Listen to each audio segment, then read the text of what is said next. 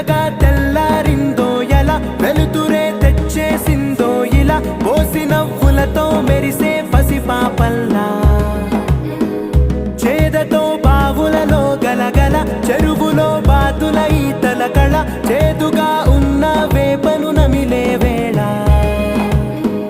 చుట్ట పొగ మంచుల్లో, చుట్టాల పిలుపుల్లో, మాటలే కలిపేస్తూ మనసారా మమతల్ని పండించి